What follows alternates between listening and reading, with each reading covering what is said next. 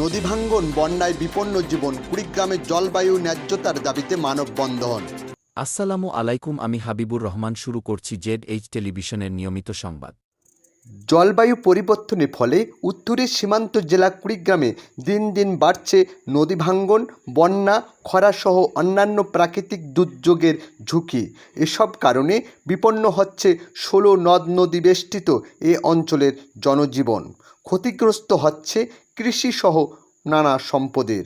তাই 4.5 শতাধিক চরের এ জেলার পরিবেশ সুরক্ষা ও জলবায়ু ন্যায্যতার দাবিতে মানববন্ধন অনুষ্ঠিত হয়েছে। 22 আগস্ট সকাল 10:30টায় কুড়িগ্রামের প্রেসক্লাবের সামনে এ মানববন্ধন কর্মসূচি অনুষ্ঠিত হয়।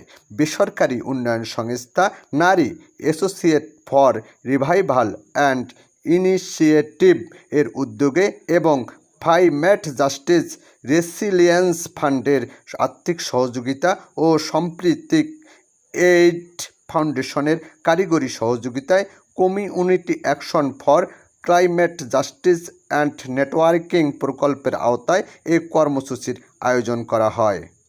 এতে বক্তব্য রাখেন নারী এর নির্বাহী পরিচালক ফরিদা ইয়াসমিন, গ্রিন ভিলেজ ফাউন্ডেশনের চেয়ারম্যান ও ডিস্ট্রিক্ট ক্লাইমেট নেটওয়ার্কের আহ্বায়ক এম রশিদ আলী, প্রকল্প সমন্বয়কারী রবিউল ইসলাম, আফাদের সমন্বয়কারী কার্তিক চন্দ্র বর্মন, পরিবেশকর্মী ও বৃক্ষপ্রেমী আনোয়ার হোসেন, জাহাঙ্গীর আলম রানা, উলিপুর উপজেলা জলবায়ু পরিষদের সম্পাদক শোয়েব আলী প্রমুখ।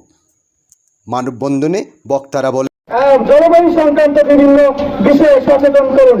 আরেকটি বিষয় সেটি হচ্ছে বিশেষ করে কার্বন ডাইঅক্সাইড যাতে আমরা কম নির্গত করি এবং অক্সিজেন যাতে আমরা প্রডিউস করতে পারি, কার্বন যাতে আমরা সেভ করতে পারি, কুড়িগ্রামরা কিভাবে রক্ষা পায় সেই বিষয়ে আমরা এখানে দাঁড়িয়েছি।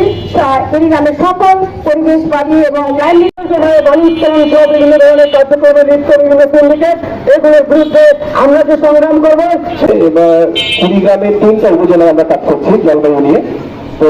সবচেয়ে বেশি দায়ী তারা প্রথমে স্বীকার না করলে এখন তারা উপলব্ধি করতে পারছে যে হ্যাঁ। কুড়িগ্রাম জেলা প্রতিনিধি মাসুদ রানার তথ্যের চিত্রে নিউজ ডেস্ক, ZH টেলিভিশন।